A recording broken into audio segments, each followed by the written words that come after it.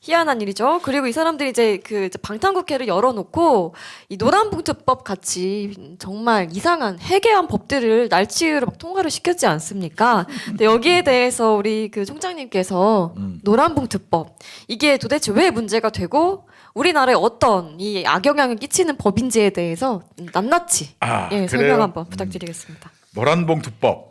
노란봉투법은 결론으로 얘기하면은 네. 김정은 간첩단의 함영입법이고 네.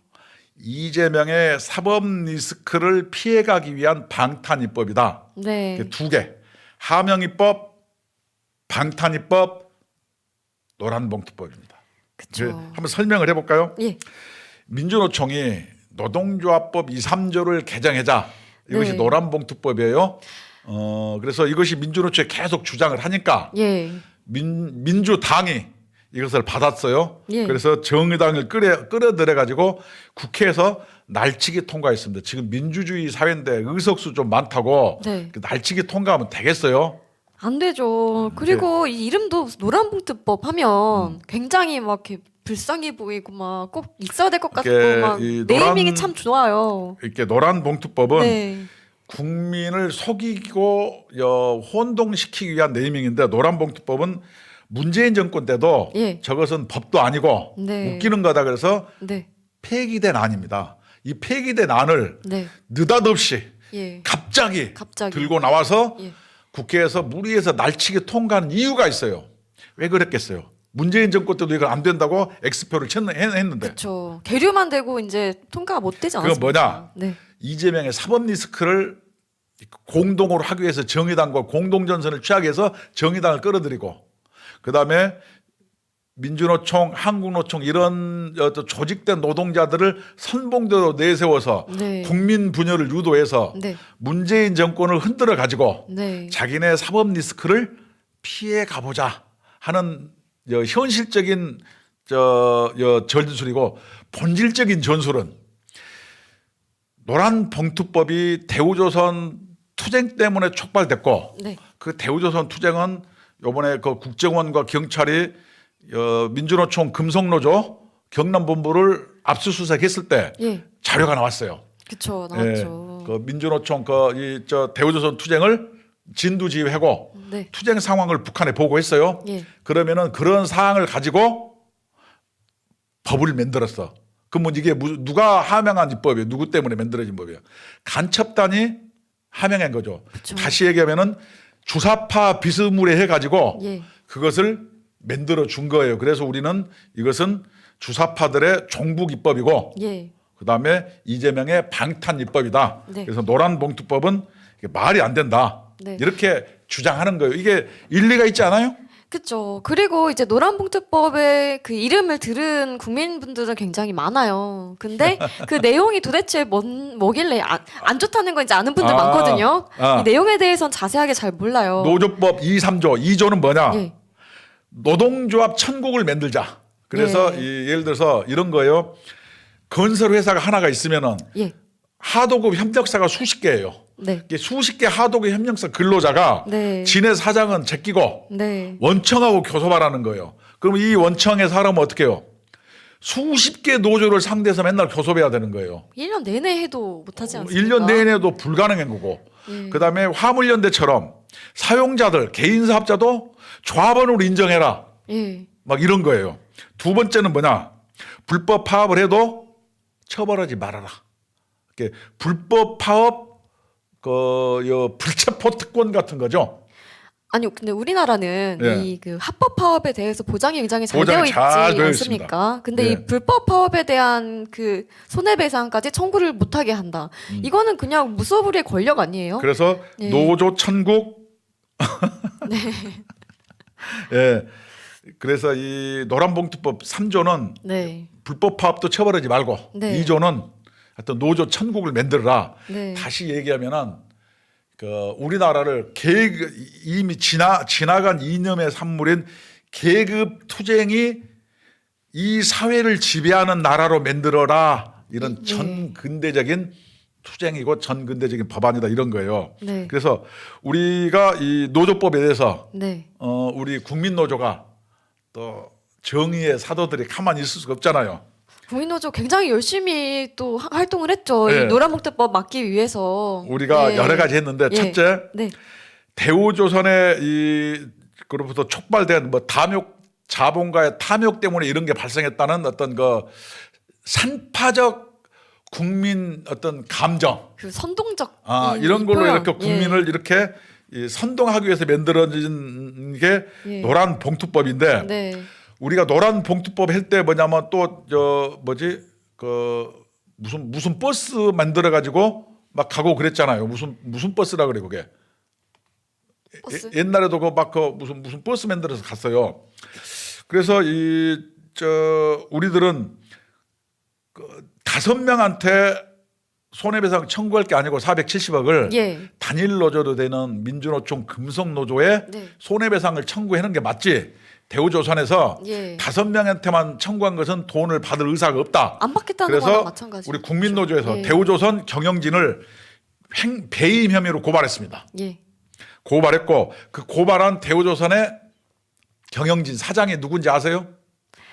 아, 알죠. 아. 양산에 있는 그 문 씨의 예, 문재인 예. 동생의 친구랍니다. 예. 그래서 이런 사람들에 대해서 국민노조가 배임 혐의로 고발했습니다. 예. 두 번째는 여의도 산업은행 앞에 가서 예. 한 달간 농성과 시위를 했는데 네. 산업은행이 대우조선의 일대 주주예요. 네. 최대 주주. 그래서 산업은행 회장에게 저 대우조선 경영진을 해임시켜달라고 예. 우리 국민노조가 거기 가서 기자회견하고 머리띠도 메고 예. 우리 사회자님도 저 함께 갔었죠. 기억납니다. 저 그날 운동화를 안 챙겨갔는데 예. 그 이제 퇴근하고 저희 그 사무차장님하고 둘이 가가지고 현수막 8개를 달았습니다. 밤에 예. 구두 신고 아직도 기억납니다. 그래서 우리가 그렇게 대응을 했고 네. 이런 노란봉투법이 네. 그 외국에는 어떻게 돼 있는지 알아요? 외국에 근데 있나요? 이것을 이 노란봉투법? 시도한 적이 있어요. 프랑스. 똘레랑스 예. 관용의 나라 거기에서 1982년도에 예. 노란봉투법과 유사한 법을 통과를 시켰다가 네. 이게 뭐냐면은 프랑스 헌법재판소에서 네. 위헌 판정이 나가지고 사라진 법이에요. 이게 글로벌 스탠다드에 맞지 않는 법입니다. 그렇죠. 근데 우리나라는 문재인 정권에서도 폐기된 법안을 느닷없이 만든 요인이 무엇이냐? 아까 얘기했잖아요. 이재명이 방탄. 미꾸라지처럼 예. 사법 리스크를 피해가려고 하는데 그래 봐야 그런데 그 사람은 혐의가 너무 무궁무진해서 피해갈 예, 수가 이렇게 아무리 다른 없죠. 쪽으로 시선을 돌리려고 해도 안 그쪽으로 됩니다. 다 쏠릴 수밖에 두 없죠. 번째는 이런 예. 법을 굳이 민주노총이나 이렇게 정의당과 함께 한 건 뭐냐? 네. 이념의 지향성이 같아요. 왜냐? 예. 대우조선 파업 투쟁을 간첩단이 지휘하고 파업 투쟁 과정을 일일이 북한에 보고했고 네. 그 파업 투쟁으로 인한 것을 보완하기 위해서 만들어진 법이 노란 봉투법이기 때문에 이것은 노란 봉투법을 찬성하는 것은 예. 김정은을 지지하는 거나 마찬가지다 이런 3단 논법의 결론에 예. 도달할 수 있죠.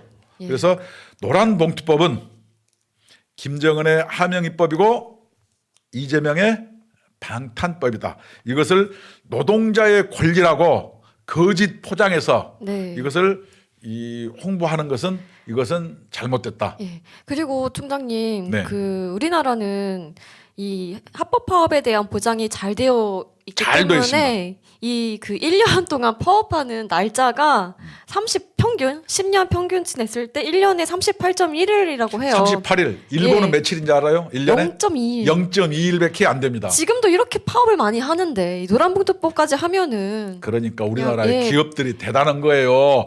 이런 와중에도 이렇게 기업을 연기하잖아요. 기업을 예. 가는데 일본 같으면은 다 자살하러 어디 갔을 거예요. 다 다른 나라 나가겠죠 기업이. 네. 그래서 우리가 이렇게 얘기한 것은 노동조합을 탄압하려는 게 아니고 네. 노동조합이 4차 정부와 산업 시대에 맞게끔 행동을 해야 일자리도 늘어나고 예. 국운도 융성하고 예. 목사님이 말씀하신 G2 갖고 들어갈 수 있기 때문이지 노동조합 탄압하려고 하는 게 아니에요. 아까 얘기했잖아요. 그쵸. 어제 민주노총이 뭐 했습니까? 대통령실 앞에 가서 한미 군사연습 하지 말라고. 이게 노조 활동이 아니어서 예. 저는 노동개혁이 정말로 필요하다. 이것을 누차 이야기하는 거예요. 그렇습니다. 그럴 시간에 그 일의 효율성을 높일 수 있도록 그 근로자분들 환경에 대해서 신경을 써야죠. 예. 그리고 이 우리 국민노조가 그 노동 10대 개혁안을 발표하지 않았습니까? 지난번에 1탄을 했었는데 9개가 남았었죠. 네. 나오면 9개를 하나씩 또 여러분들께 전달해 드릴 텐데 오늘 그 두 번째 2탄 이 노조의 자주성에 대해서 또 설명을 해 드리도록 하겠습니다. 제가 네.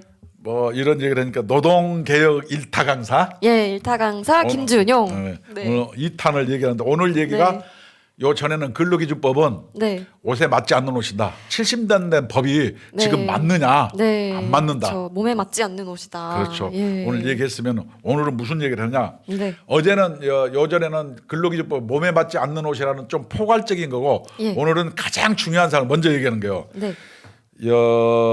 노동조합의 자주성이 회복돼야 된다. 네. 이것은 노조 입장에서 얘기한 거고 윤석열 대통령 입장에서 하는 얘기는 노동조합 회계가 투명해야 된다. 이것은 둘 다 비슷한 얘기입니다. 그렇습니다. 예. 그리고 이 또 여론조사가 있었어요. 네. 이 국민의 그 여론조사를 했더니 국민 여러분들께서도 압도적으로 찬성을 합니다. 그렇죠. 노조 회계 장부가 투명해야 되고 공개하여야 한다가 몇 프로 나왔습니까? 63.3% 나왔습니다. 우리 국민들은 똑똑하십니다. 예, 그리고 이 노란봉투법이 나쁘다는 것도 많이 알고 계세요. 네, 그래서 저희가 이 노란봉투법에 대해서도 그 여러 번 계속 여러분들께 전달해 드리고 있는데 여러분들 주변에 이 모르시는 분들한테 여러분들이 이렇게 똑똑하게 전달을 해 주시면은 이게 또 이제 전 국민이 알 수 있도록 이렇게 도와주셔야 됩니다. 그러면은